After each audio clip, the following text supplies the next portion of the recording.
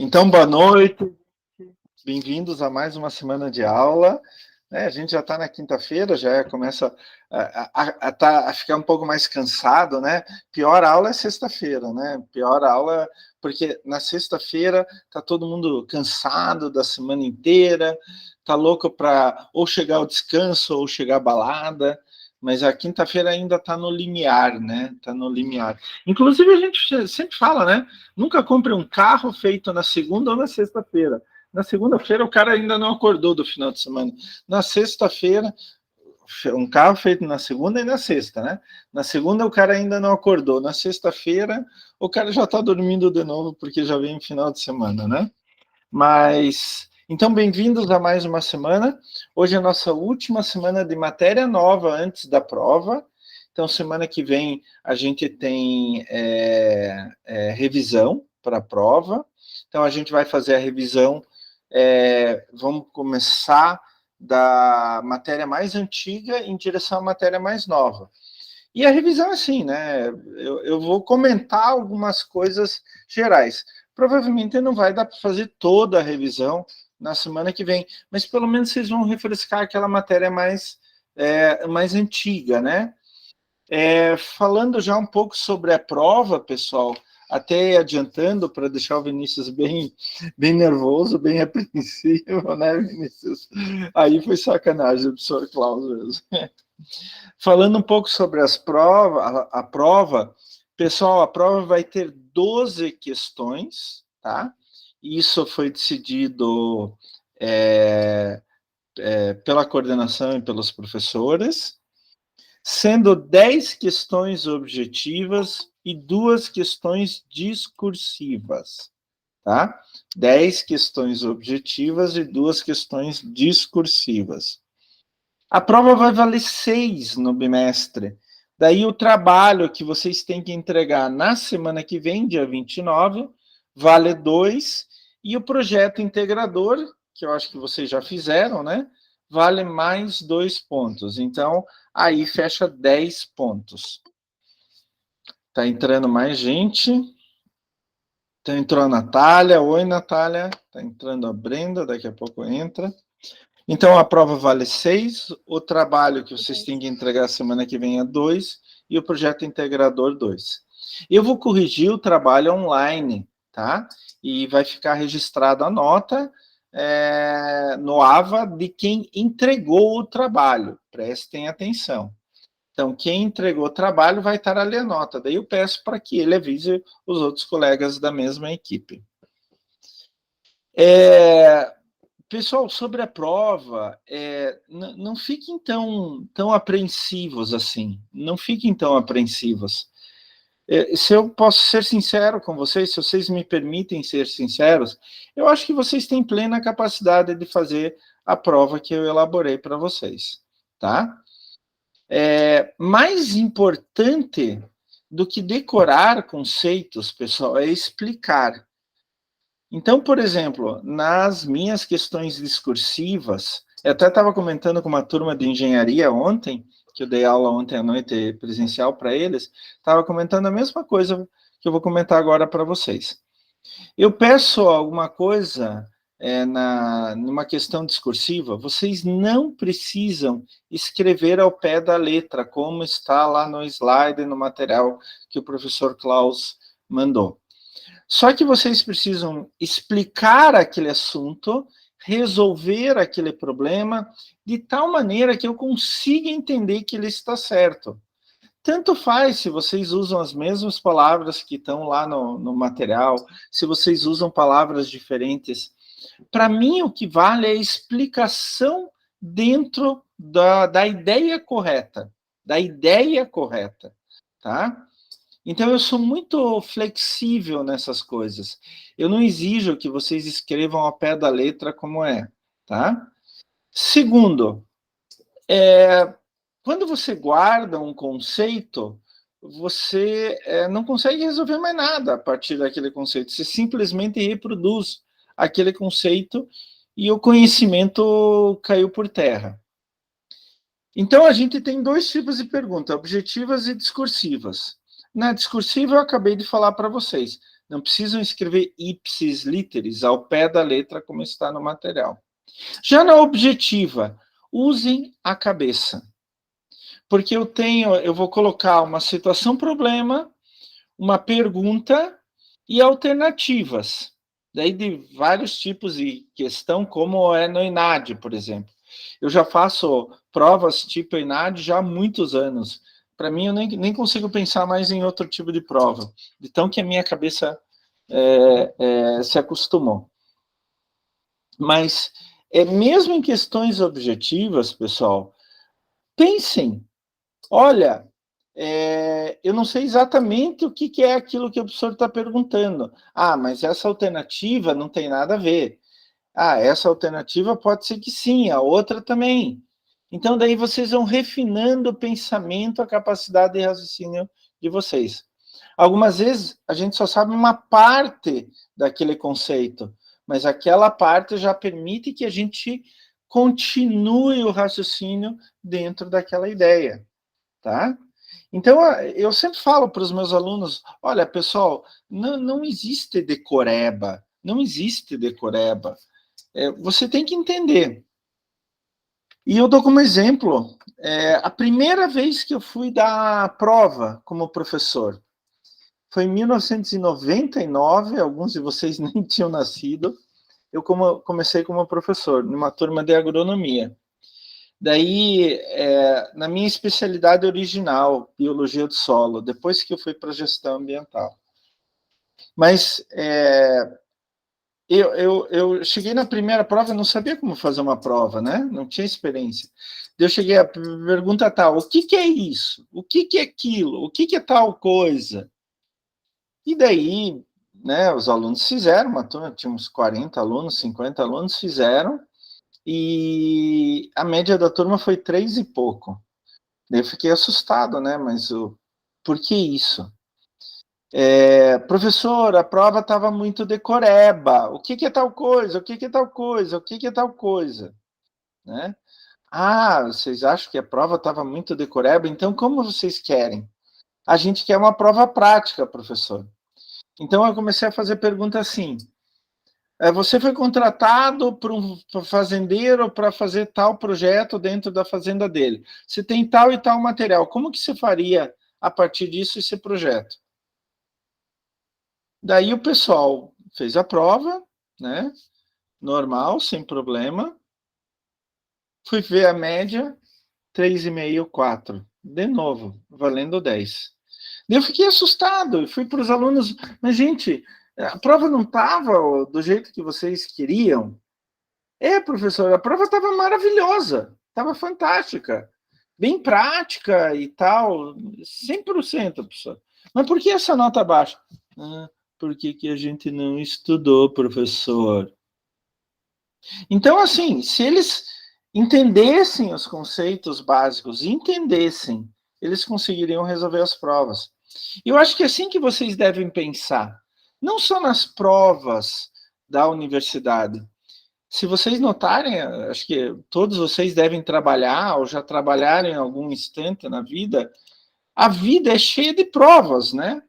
Só que a gente não percebe que são provas. Quando o teu chefe te manda fazer alguma coisa, resolver um problema, ele está colocando você à prova. Só que não tem um papel lá que você tem que escrever. Algumas vezes tem, né? Mas não como prova. Quando alguém te pergunta alguma coisa, quando alguém te pede ajuda de algum assunto técnico, de alguma coisa, quando você tem que resolver um problema, o que você está fazendo? Uma prova. Então, você pega aqueles conceitos lá da tua cabeça e tenta resolver a partir daquilo.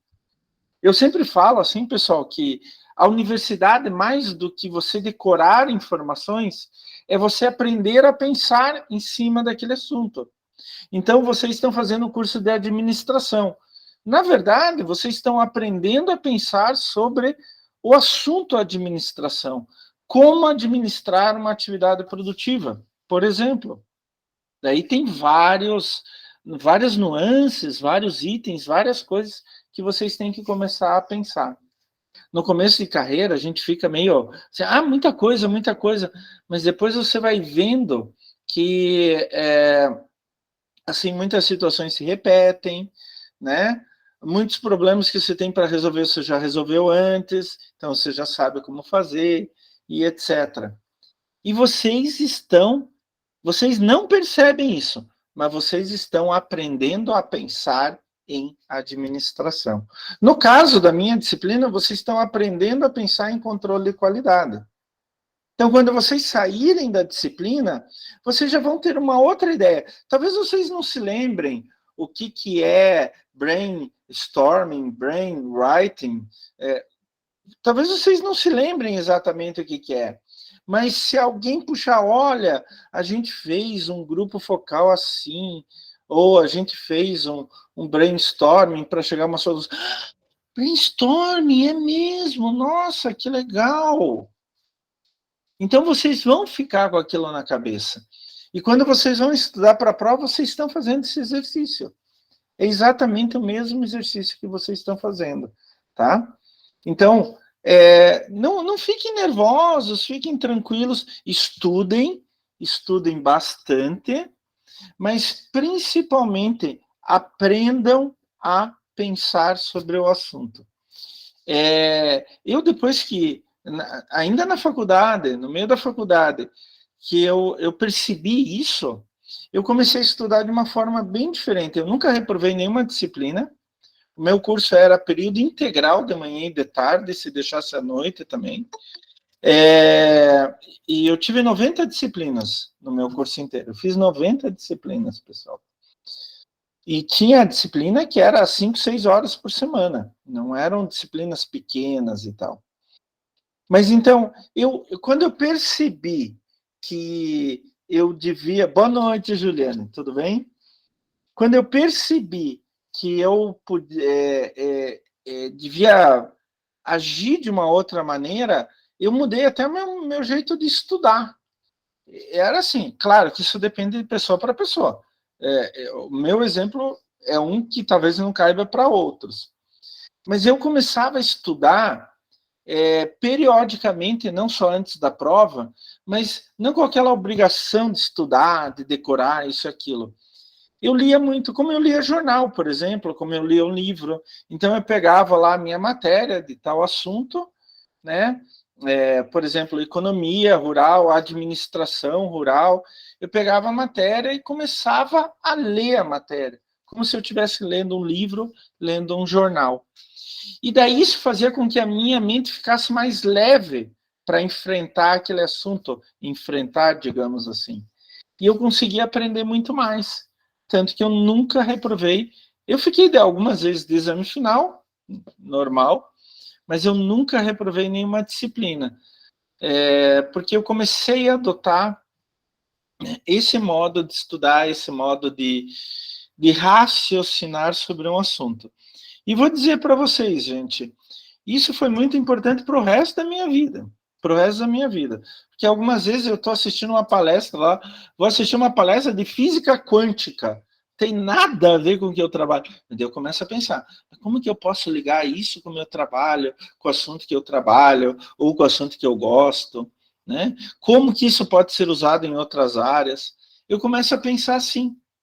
A minha cabeça já roda nesse sentido.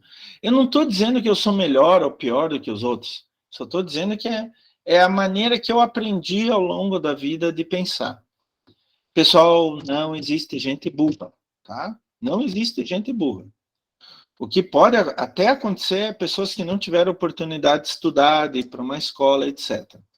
O meu avô materno, ele veio da Alemanha com uns 6, 8 anos de idade. Ele, inclusive, não morava na Alemanha, ele morava onde hoje é a República Tcheca, perto de Pilsen, da onde veio aquela cerveja tipo Pilsen, né? E ele nasceu numa cidadezinha chamada Komotal. E ele praticamente não estudou na vida dele. Né? Ele morreu aos 80 e poucos anos de idade falando muito mal português. Tanto que eu conversava pouco com meu avô porque eu não sabia de falar direito alemão. Então, quando eu ia na casa dele, eu ficava decorando palavras, frases no meio do caminho com meu pai e com a minha mãe, para poder falar com meu avô. Mas o meu avô era uma pessoa extremamente inteligente, capaz e com raciocínio fantástico. Uma cultura enorme, né? Então, por quê? Ele cultivava o raciocínio, ele cultivava o pensar, né? Isso que vocês têm que fazer. Ai, gente, desculpa, acho que tá meio chato o papo, né? Mas eu me sinto com responsabilidade perante vocês. Assim, que eu faço parte do crescimento de vocês, então eu me sinto assim, eu preciso dar umas dicas para eles, falar algumas coisas nesse sentido. Outra coisa sobre a prova é que vai cair da semana 2 até semana 8, essa semana. Então, vai cair conceitos básicos de qualidade, que teve 2 aulas. Vai cair ferramentas básicas de qualidade, que teve 2 aulas. E vai cair ferramentas para geração de soluções, que teve 2 aulas. Tá? Então, vão cair 6 aulas. Semana 2, 3, 4, 5... 7 e 8, tá? Por que eu não falei semana 6? Porque semana 6 foi feriado, tá? Foi 8 de setembro, foi feriado. 2 semanas atrás. Semana 9 é a semana de revisão, onde que a gente vai revisar a matéria, né? E vocês vão entregar o trabalho. E semana 10, daí a gente, que é dia 6 de outubro, a gente vai ter prova presencial. Pessoal, aqui a gente tem pessoal da Murici e do Santa Quitéria, da cidade. Eu ainda não sei aonde que vai ser a prova, como vai ser a prova, se vai ser nos 2 lugares, tá? Então, essa dúvida ainda não foi tirada, mas vai ser resolvido e vocês vão ser avisados isso com muita antecedência. Então, não se preocupem com isso, vocês vão ser avisados com bastante antecedência. Tá bom? Se preocupe em estudar, se preocupe em entender a matéria, discutir os assuntos e assim por diante. Tá certo? Material de revisão já está lá na semana 9, desde a semana passada, tá? Então, o que eu fiz? Eu peguei todos os slides das aulas e condensei, tá? Mesmo assim, ficou bastante material, porque a gente teve bastante aula, né? Uma coisa, e eu até faço um desafio aqui, ó, tá sendo gravado, hein? Eu faço um desafio para vocês. Todas as questões da minha prova estão no material que eu forneci para vocês. Todas. Qual que é o desafio? Eu desafio alguém, no dia da prova, me mostrar, me provar uma pergunta que não esteja no material. Se esse aluno achar uma pergunta que não esteja no material, eu dou 10. Eu dou nota 10. Nem discuto o resto, dou nota 10. Até hoje, ninguém ganhou 10 por esse motivo. Ganharam 10 por outro motivo, né? De ter acertado a prova inteira. Volte e meia, aluno gabarita minha prova. Mas não por esse motivo. Por quê? Todas as perguntas estão no material que eu forneci para vocês. Todas. Todas, sem exceção. Tá certo? Então, aquele material que está lá já na semana 9 de revisão, dali foram tiradas todas as perguntas da prova. Tá bom? E só mais uma coisinha. Para avisar já de antemão vocês que na prova só é permitido ficar na carteira lápis, caneta e borracha. O celular tem que estar desligado, ficar dentro da bolsa, e a bolsa vai ficar na parte da frente da sala, debaixo ali do quadro, tá? Ô, professor, que radical, professor! Infelizmente, algumas vezes a gente tem que ser radical. Eu vou contar uma historinha para vocês que passou comigo há uns anos atrás, lá na União Andrade. Eu não fazia isso. Daí, eu fui aplicar uma prova e tocou o celular de um aluno durante a prova. Daí o aluno, pessoal, Eu começo a ter ataque de riso quando eu conto essa história. O aluno levantou, atendeu o celular e foi saindo da sala. Ele nem olhou para minha cara. Eu disse, onde que você vai? Onde que você vai? Ô, professor, não posso atender o celular? Não, não pode atender o celular. Não durante a prova. Gente, eu nunca vi uma cara de pau tão grande assim na minha vida, né? O cara, obviamente, ia dar... Era um cara bem sem vergonha, né? Então, a partir desse fato, eu nunca tinha feito nada de ficar com material separado e tal.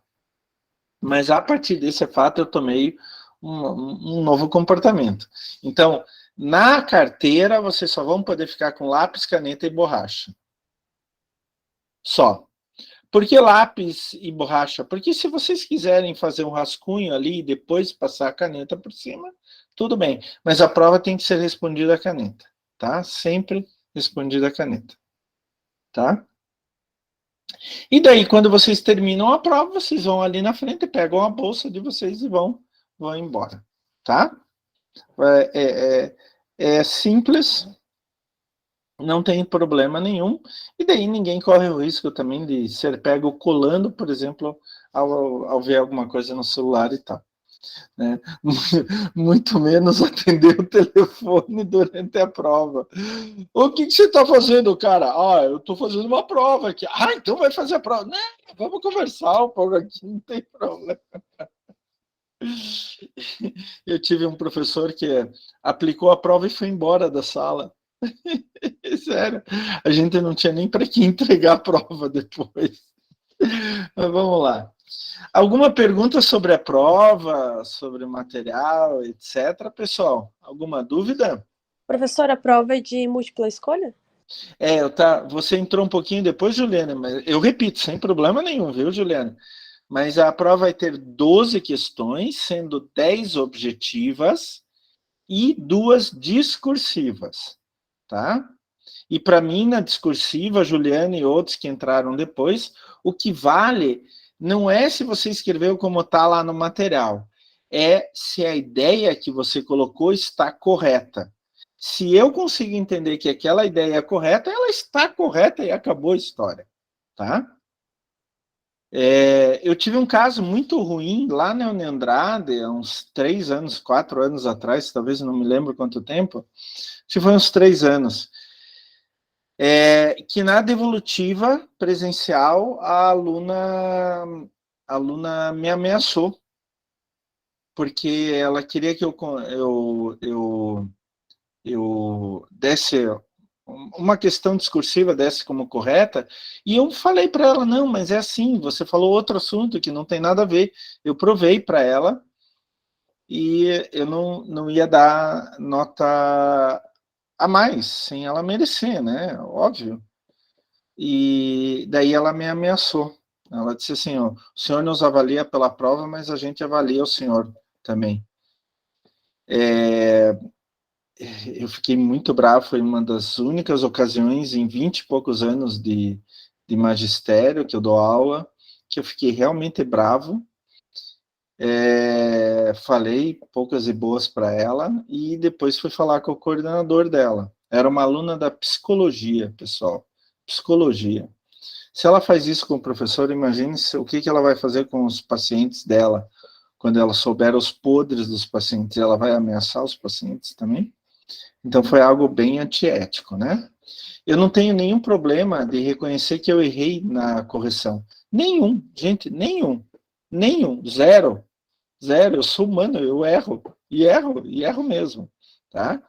Mas eu sempre falo que, assim, provem que eu estou errado. A partir do momento que provar que eu estou errado, eu reconheço na hora, tá? Não tenho realmente crise nenhuma de reconhecer. Eu já cheguei em prova, por exemplo, que eu errei em 3 questões. Eu fiz a questão ruim. Eu simplesmente anulei as 3 questões e dei a pontuação. Não é que eu diluí a pontuação dessas 3 questões nas outras. Não, eu dei para a sala inteira a pontuação daquelas 3 questões. Então, erros acontecem e a gente tem que assumir ser adulto o suficiente para assumir isso, né? Mais alguma pergunta, pessoal? Mais alguma dúvida?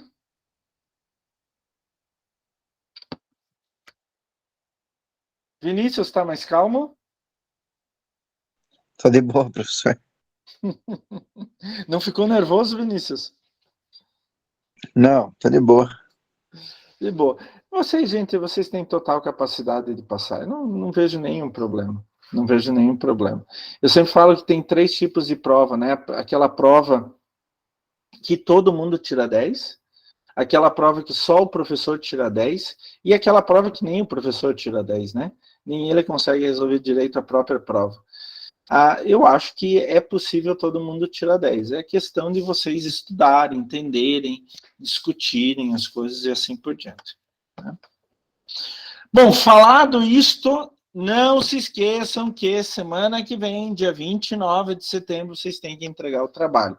Lembrem-se que um por equipe entrega, mas coloque o nome de todo mundo no trabalho, tá? Vocês têm até dia 29 de setembro, às 23h59, lá no AVA, em atividades avaliativas, tem lá a entrega do trabalho do primeiro bimestre, tá bom? Então, vamos entrar na nossa última matéria do bimestre, né? Hoje vai ser uma aula mais tranquila, mais light, né? Talvez até mais curta, depende de vocês, etc.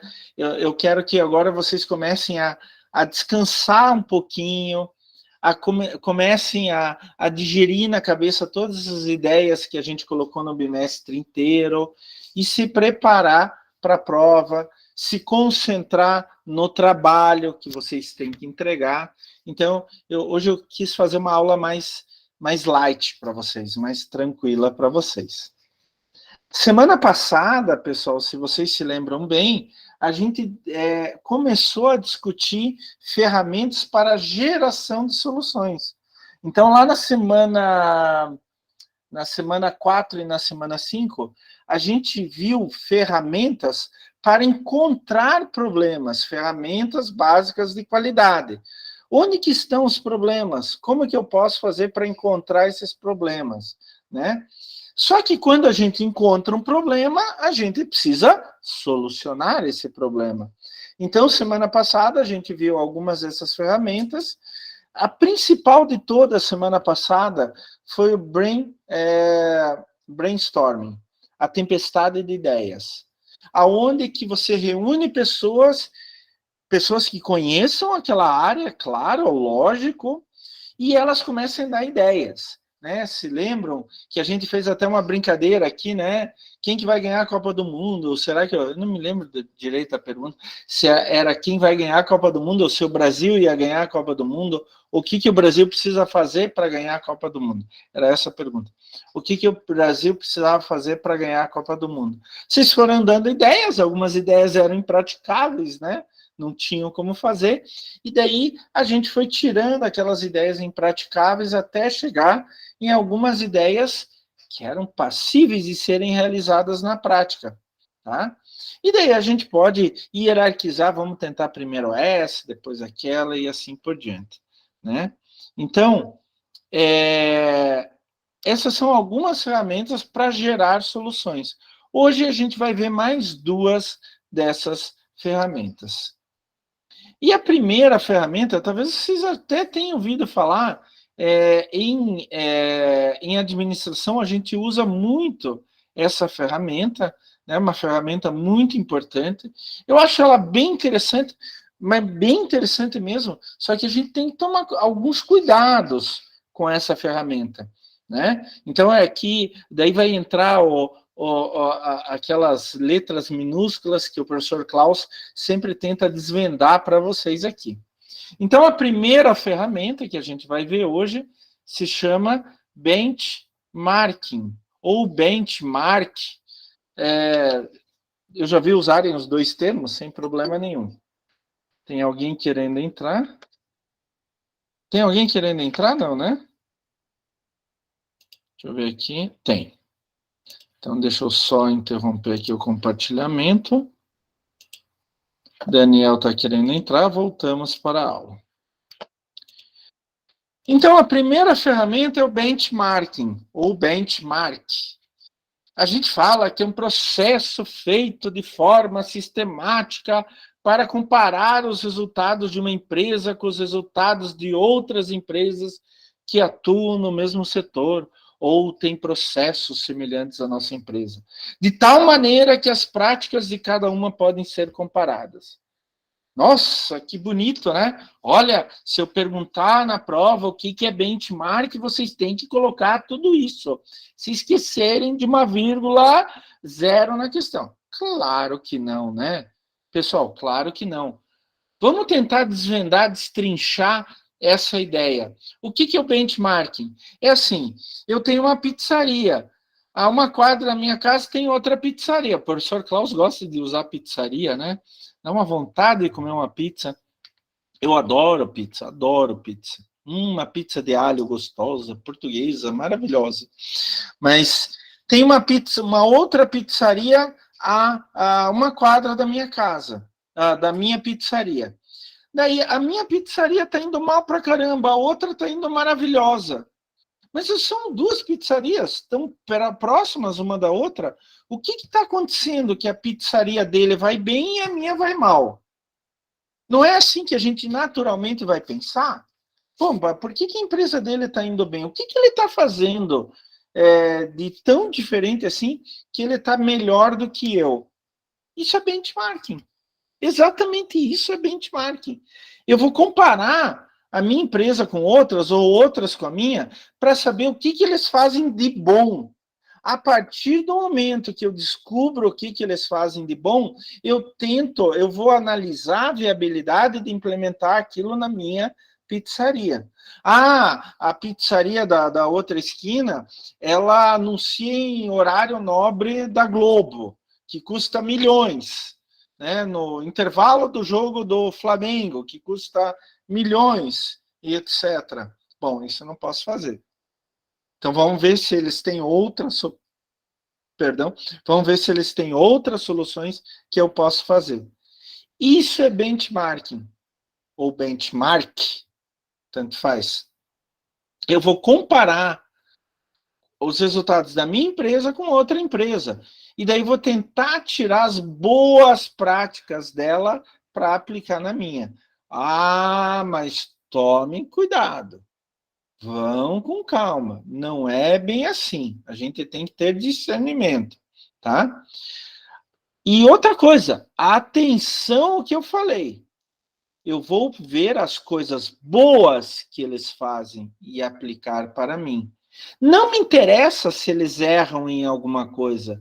Eu estou pouco me lixando se eles erram em alguma coisa. Ah, mas o atendimento deles é péssimo. Azar deles, eles que se danem, estou pouco me lixando. Ah, mas eles anunciam em tal lugar, eles usam queijo de tal qualidade, etc, etc. Eu vou pegar as coisas boas deles e tentar aplicar na minha empresa. Por isso que a gente chama o benchmarking de uma ferramenta de inteligência competitiva. Nossa, que nome bonito, né? Inteligência competitiva. Isso até vem lá da gestão do conhecimento, que é outra matéria que eu leciono no curso de engenharia de produção. Né? Inteligência competitiva. Como que eu posso melhorar a minha empresa a partir de certas atitudes minhas? O benchmarking é uma dessas atitudes. Então, o benchmark ele tem como intuito, no final das contas, melhorar continuamente o meu processo. É a tal da melhoria contínua, tá?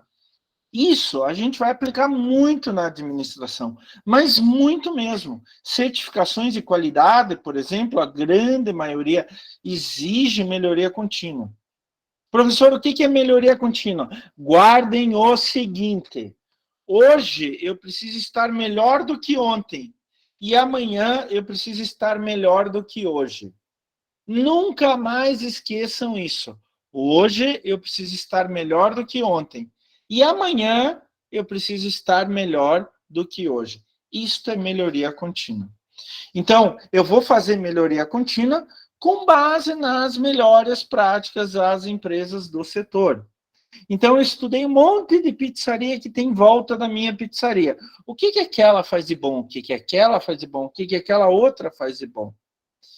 Quando eu apliquei esse sistema, essas ideias, essa metodologia, eu estou fazendo inteligência competitiva. Eu estou fazendo benchmarking, tá? Existem vários tipos de benchmarking, vários tipos. Eu vou mostrar alguns deles para vocês. O primeiro tipo, deixa eu pegar aqui. O primeiro tipo é o benchmarking competitivo. Competitivo, competidor, né? Não é meu inimigo, é meu competidor. O que eu vou fazer nesse tipo de benchmarking? Investigar como os concorrentes estão resolvendo seus problemas, as práticas boas que eles adotam e o que eles fazem para ter sucesso naquela área, naquele segmento. Então, o que as pizzarias estão fazendo para ter sucesso? Quais práticas elas adotam no dia a dia? Como elas estão fazendo para resolver os seus problemas? Pode ser, pessoal, que, assim, eles não tenham sucesso em tudo. Pode ser que eles não consigam resolver certo tipo de problema. Alguma prática que eles adotam, eu já adoto. E assim por diante, pode ser. Eu tenho que discernir o que eles fazem de diferente do que eu faço e que os torna melhores do que eu. E tem uma prática que se usa para fazer isso, tá? É muito comum. Eu tinha uma colega que ela era especialista nisso. O tal do cliente oculto. O que é? Você contrata um cliente profissional, é mais ou menos assim. É como se o cara fosse um ator, tá? E daí você instrui ele e tal, e ele vai na loja do teu concorrente, como se fosse um cliente normal. Ele não vai lá para fazer barraco, para quebrar tudo, não tô. Ele não vai lá para sabotar o teu competidor. Não é isso que eu estou falando, tá? Tomem cuidado.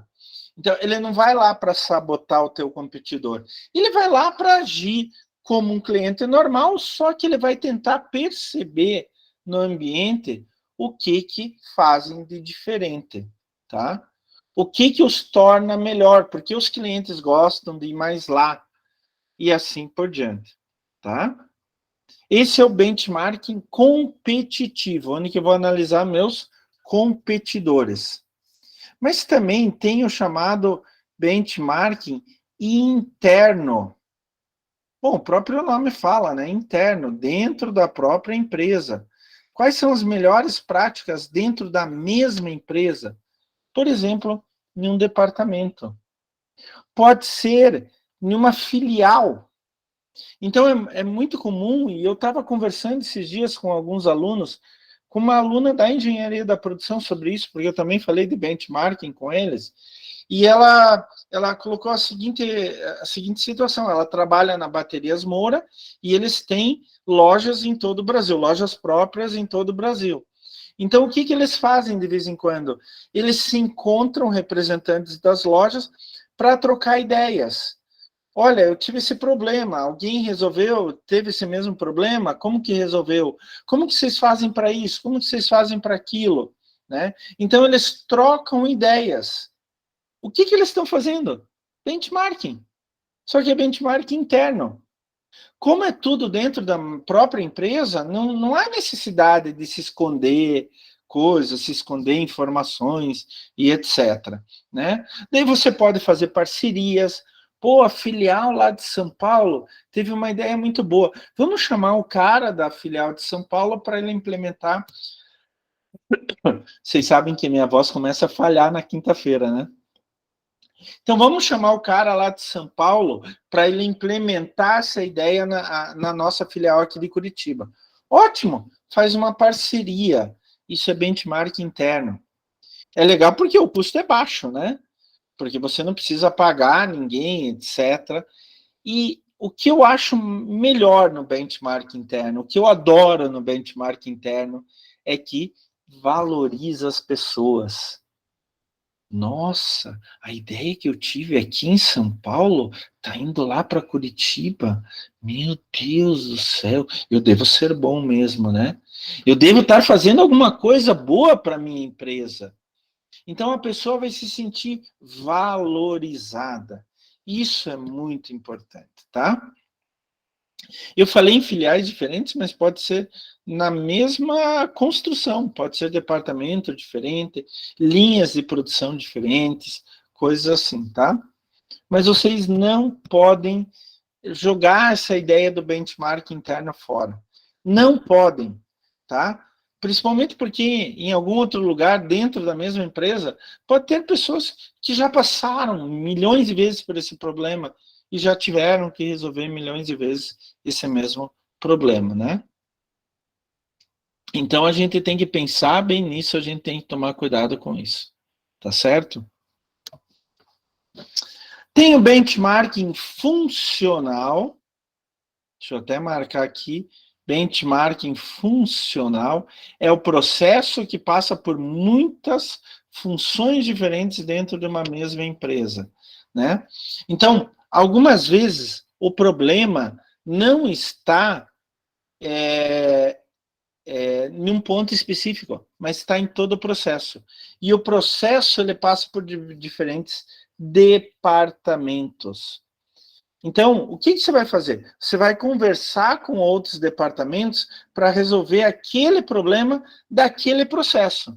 Não é que aquele departamento teve um problema, eu tenho o mesmo problema, vou perguntar para eles como eles resolveram. Isso é benchmark interno. O benchmarking funcional é, escuta, nós temos um processo que passa por vários departamentos. Está com um problema. Como que nós vamos resolver? Tá? Então, a gente vai chamar as outras pessoas que estão no mesmo processo, tá? Para tentar discutir como resolver aquele problema.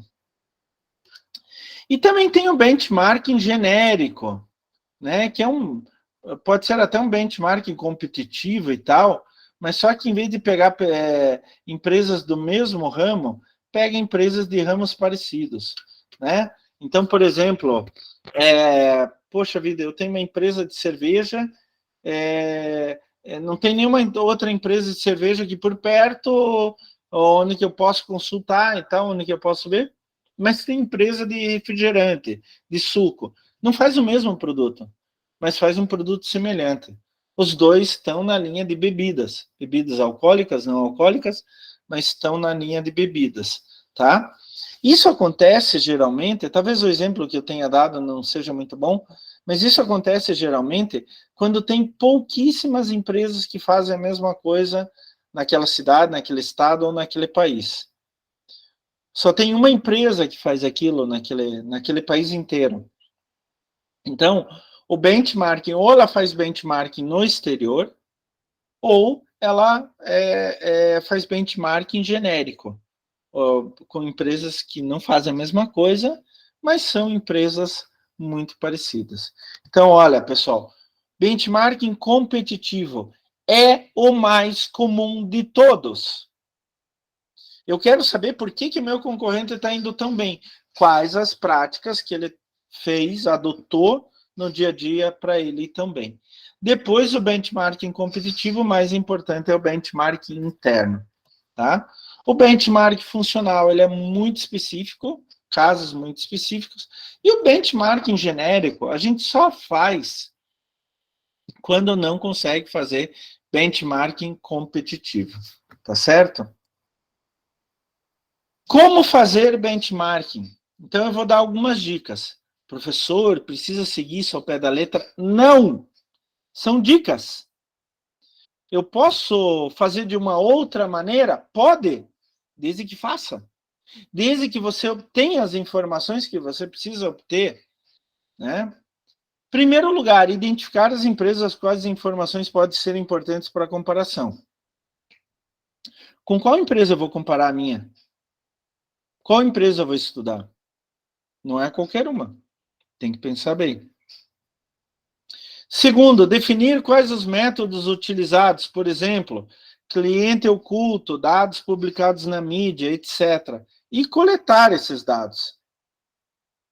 Ah, professor, eu gostei da ideia do cliente oculto, vou colocar em em funcionamento. Ótimo, vai lá, treina o teu cliente oculto, etc. Manda ele lá, ele traz os resultados, você analisa os resultados, e daí você vai ver o que pode aplicar na tua empresa ou não, né?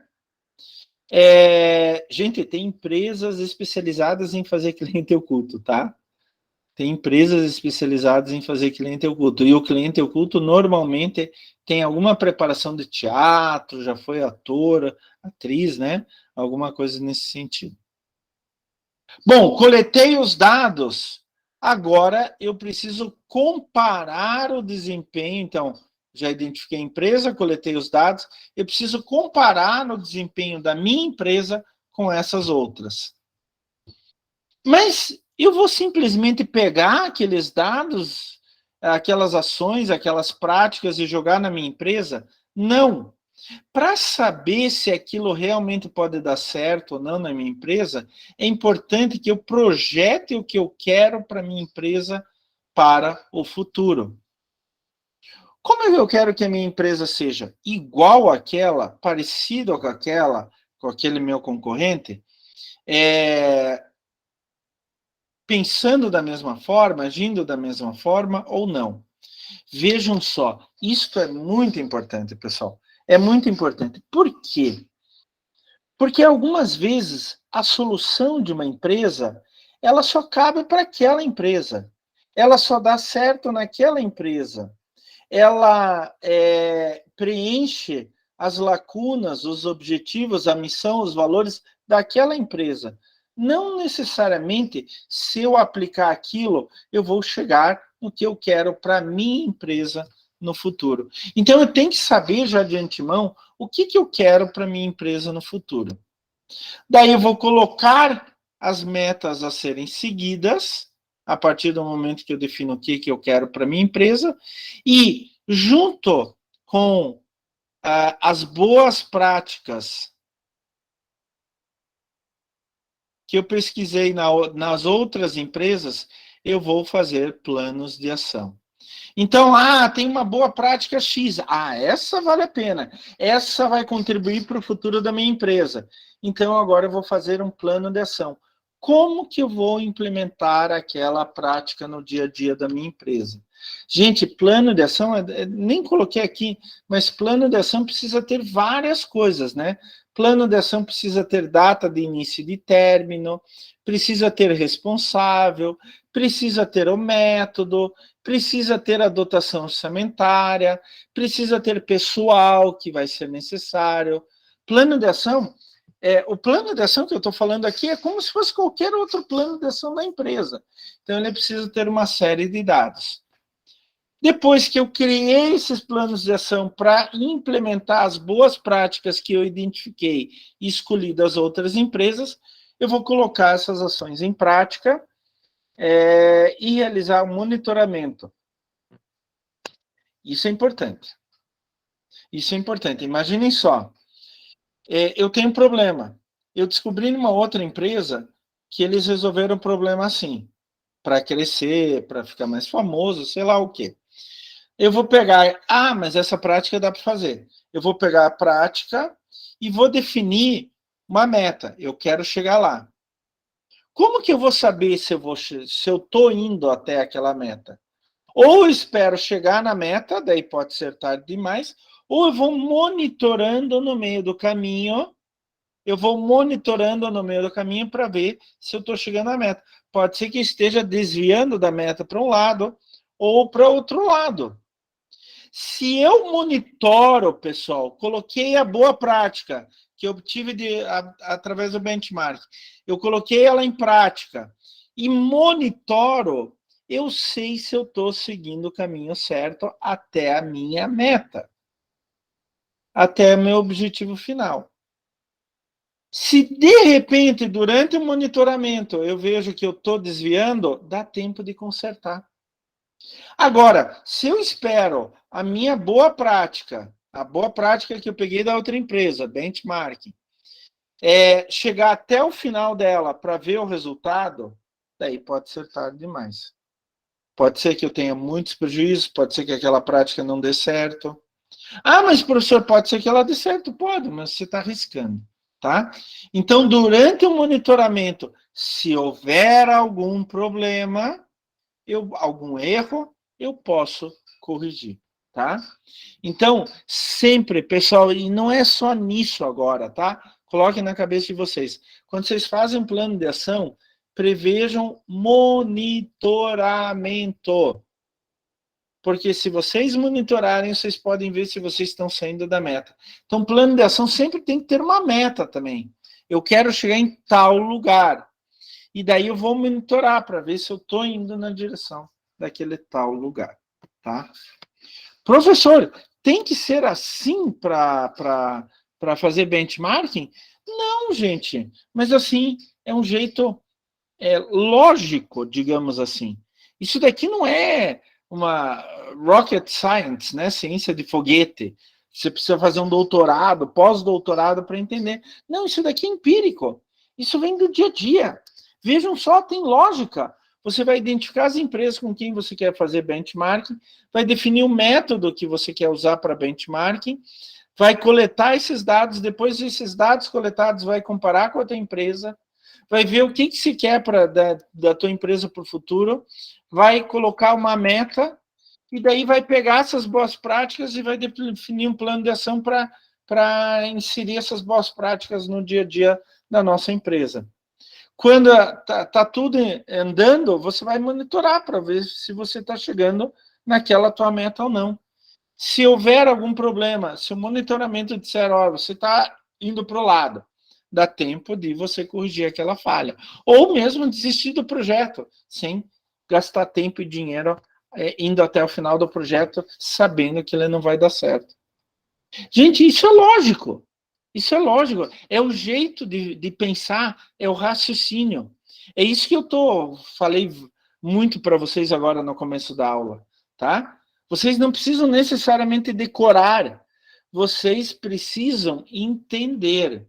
Ah, se eu pergunto lá, digamos assim, faço uma pergunta sobre benchmark, coloco 5 alternativas, diga qual está a única alternativa que está errada.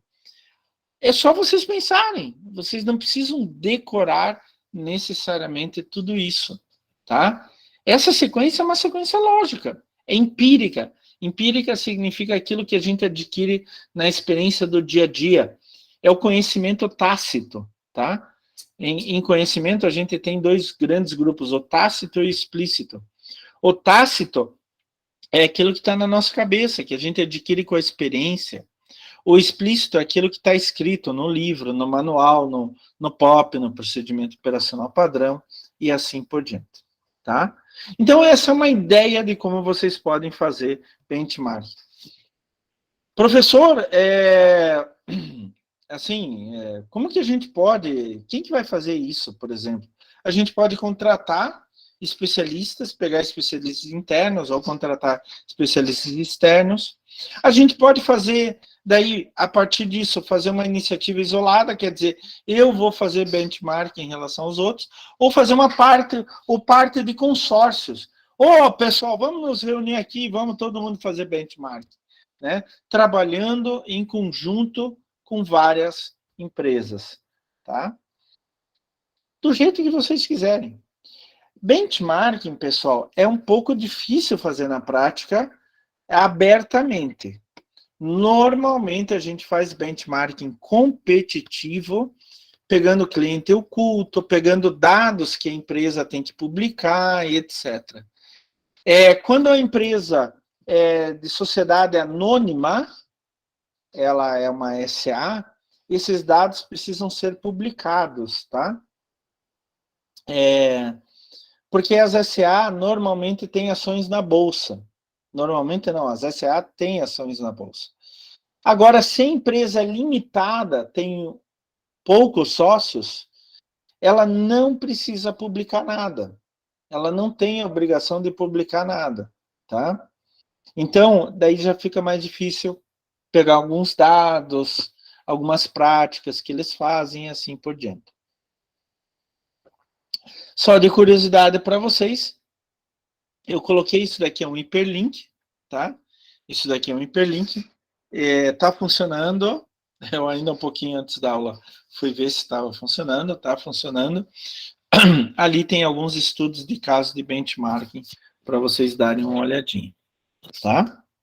Pessoal, alguma dúvida sobre benchmarking? Alguma dúvida? Dúvidas sobre benchmarking, pessoal? Não, professor, acho que ficou bem claro. Olha, pessoal, essa é uma ferramenta boa, tá? Algumas vezes ela é difícil de ser feita, mas quando vocês conseguem fazer com sucesso, ela é muito boa, tá? A gente dá alguns caminhos básicos para vocês fazerem benchmarking, mas algumas vezes vocês têm que ajustar no meio do caminho, tem que fazer algumas coisas específicas, tá? Então, usar alguns outros métodos, alguma coisa nesse sentido. Mas é uma ferramenta bem interessante, vale realmente a pena, tá? Continuando, então, mais uma outra ferramenta para... Perdão. Mais uma outra ferramenta para gerar soluções. Na verdade, essa ferramenta não gera soluções, mas ela organiza as soluções, organiza as ideias. É a chamada matriz de preferências ou matriz de Mudge. Mudge foi o cara que inventou isso e na verdade, ele vai organizar as preferências, as soluções ou ideias para resolver um problema, numa ordem de preferência, seguindo uma ordem ou uma preferência, tá? A gente diz que a matriz de preferências ela é um instrumento para escolher e priorizar as alternativas de solução, de uma forma muito rápida e com uma certa precisão. Ela é simples, tá? Não é totalmente precisa. Pessoal, eu já trabalhei muito com sistemas de priorização. Acreditem, muito. Eu já orientei mestrado com sistemas de priorização. Sempre na área ambiental, você priorizar uma solução em função de outra, ou priorizar um problema a ser resolvido em função de outro, e etc. E existem alguns métodos que são extremamente complexos. Alguns métodos matemáticos. Por exemplo, eu já usei muito a AHP, Análise Hierárquica de Processos. E é um método matemático. Não é o mais complexo, mas já precisa de um conhecimento matemático muito maior. Mas tem outras ferramentas. Eu fui uma vez, muitos anos atrás, numa banca, como examinador, numa banca de mestrado lá na Federal, onde o aluno criou um método.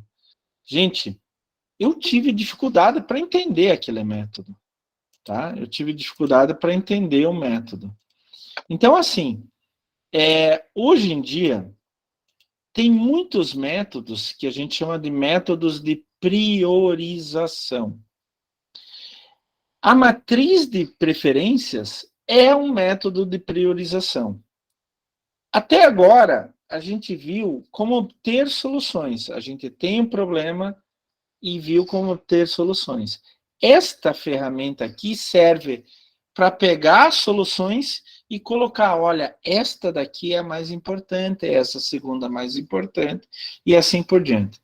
Quando a gente fez o brainstorming semana passada, vocês começaram a dar muitas soluções, a gente chegou ali, eu me lembro, pena, eu não estou com... Deixa eu ver se eu estou com o papel ainda, se eu guardei, que eu anotei. Eu acho que eu não estou com papel, não. Mas eu anotei as soluções de vocês se lembram que eu estava anotando aqui. E daí eu coloquei, essa não dá, essa não dá, essa não dá. E daí a gente ficou em umas 2, 3 soluções ali. O problema é, qual adotar? Pronto, eu posso usar a matriz de preferências, que ela vai priorizar, ela vai hierarquizar. esta alternativa é a melhor, esta é a segunda pior, esta a terceira pior, tá? Como que a gente usa a matriz de preferências? A gente vai selecionar um problema. A gente tem um problema para resolver. Daí a gente vai definir diferentes soluções possíveis para esse problema, através, por exemplo, do brainstorming, brainwriting. Pode ser outro jeito, pode ser benchmark? Pode, sem problema nenhum.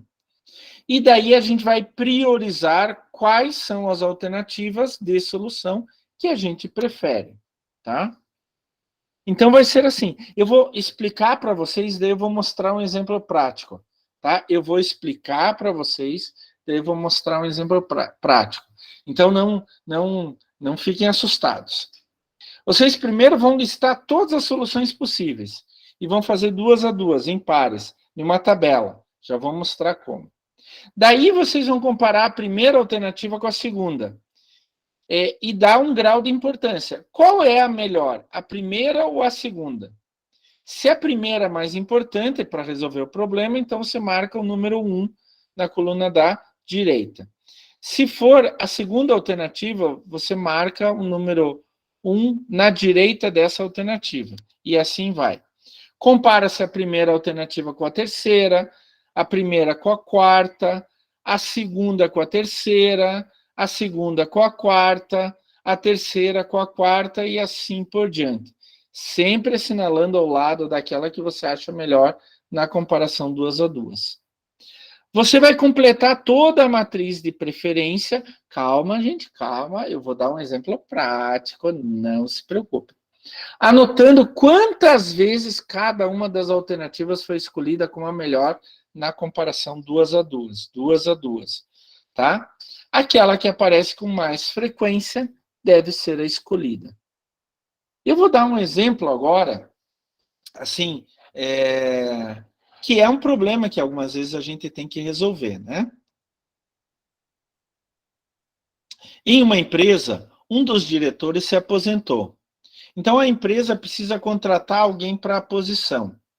Tem 4 candidatos, se apresentaram 4 candidatos, mas qual é o melhor? Em primeiro lugar, a gente vai construir a matriz de tal modo a comparar os 4 candidatos. Eles devem aparecer tanto na coluna quanto na linha. Uma sugestão, coloque cada um dos candidatos em cores diferentes. E daí, aqui está a matriz de preferência. Então, ela é simples, gente, prestem atenção. Ela é mais simples do que parece, ainda assim.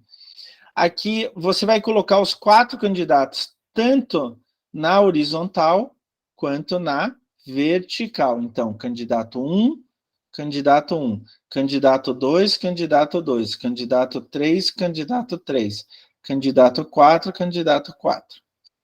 É claro, daí você vai comparar 2 a 2.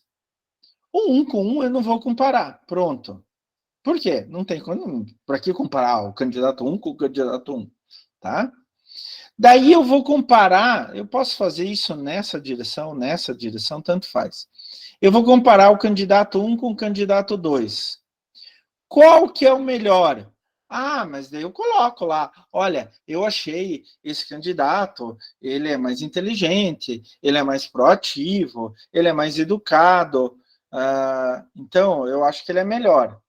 Eu só estou comparando o candidato 1 com o 2, tá? Ah, o candidato 1 é muito lerdo, o candidato 1 não tem a formação que a gente quer, e etc.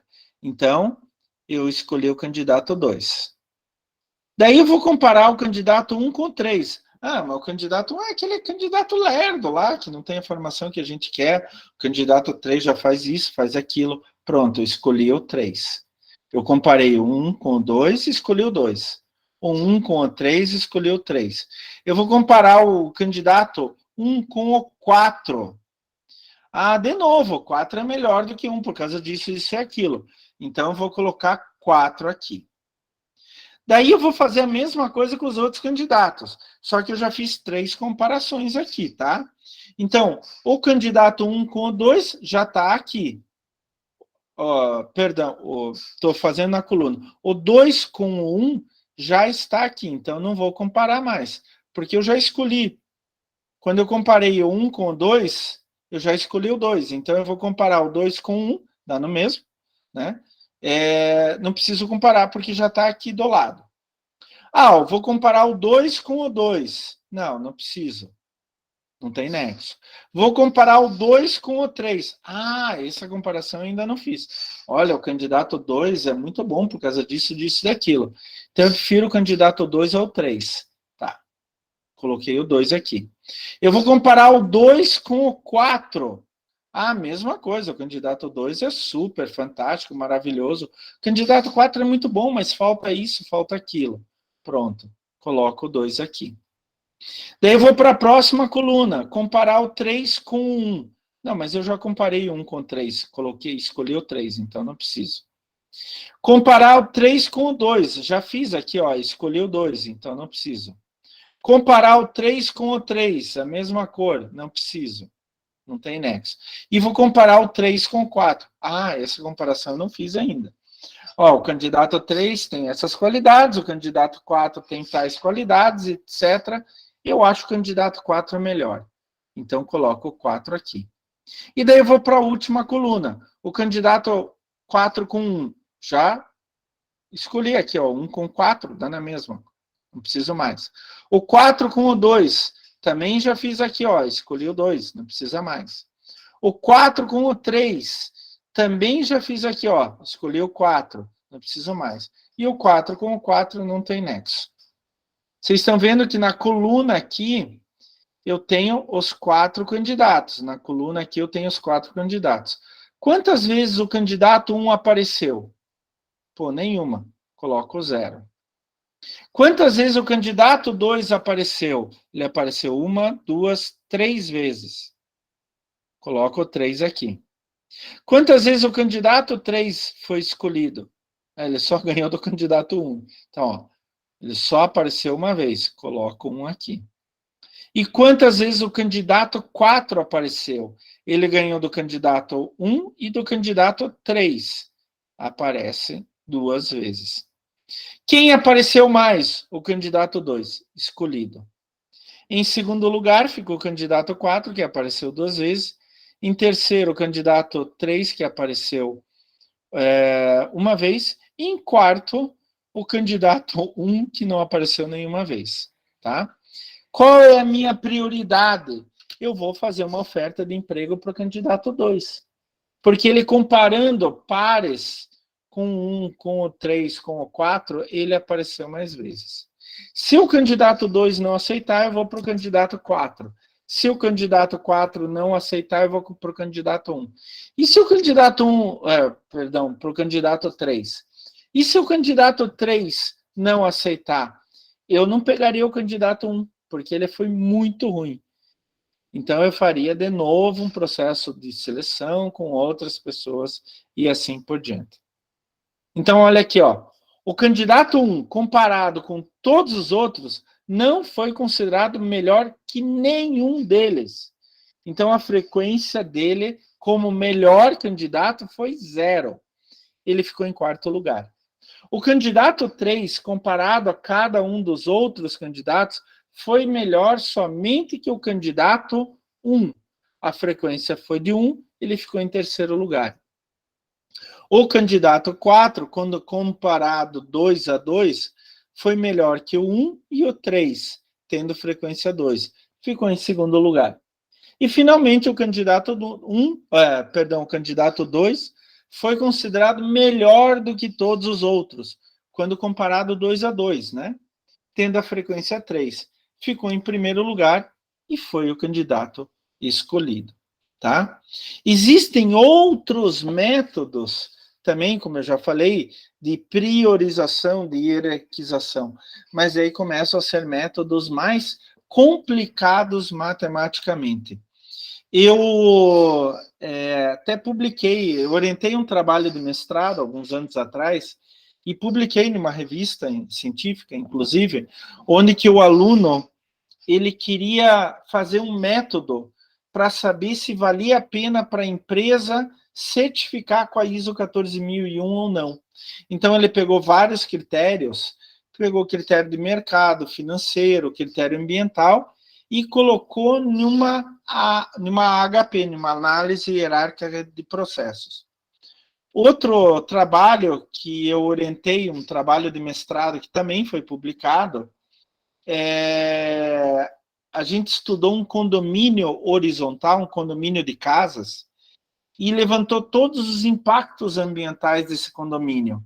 O problema é que eram muitos impactos ambientais, não dava para resolver tudo ao mesmo tempo. Então, o que a gente desenvolveu? A partir da análise hierárquica de processos, a gente desenvolveu uma priorização dos impactos ambientais. Daí a gente chegou lá para o condomínio e disse, olha, primeiro resolvam esse impacto. Ele é mais importante por causa disso, disso e daquilo. Depois resolvam outro, depois outro, depois outro, depois outro. Então, a gente priorizou, fez uma hierarquização. Esta matriz de preferências, ou matriz de Mundt, é exatamente isso, para você priorizar as soluções. Então, quando vocês fazem um brainwriting e chegam lá em 3 ou 4 soluções e ficam indecisos, façam uma matriz de preferência, por exemplo. Façam uma matriz de preferência, uma matriz de Mundt. Comparem 2 a 2, 2 a 2. Ah, mas só tem 3 soluções possíveis. Então, em vez de ter 4 candidatos, vocês vão ter 3 candidatos aqui. Então, vai ser, inclusive, uma matriz mais fácil de ser feita.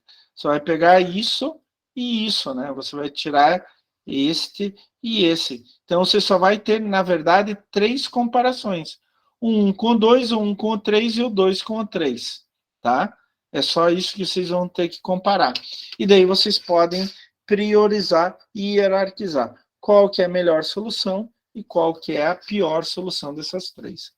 Lembrando, né, gente, que mesmo que uma solução fique atrás de outra, não é aquela solução inviável, é que a outra é melhor. Então, a que ficou em segundo lugar, se a que ficou em primeiro lugar na prática não der certo, vocês vão lá e pega a que ficou em segundo lugar, ou a que ficou em terceiro lugar e assim por diante. Tá, pessoal? Dúvidas? Essa é uma ferramenta simples, vocês viram? Bem simples, mas bem efetiva, gente. É bem legal de trabalhar com esse tipo de ferramenta, tá? Eu gosto muito da HP, Análise Hierárquica de Processos, gosto muito mesmo, só que eu acho ela muito complexa. Ela é mais acadêmica do que prática para o dia a dia. Se bem que já tem softwares com a HP.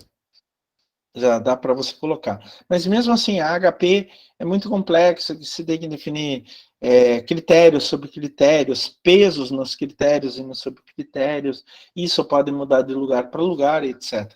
Então, uma matriz de preferência é rápida e é bem eficiente.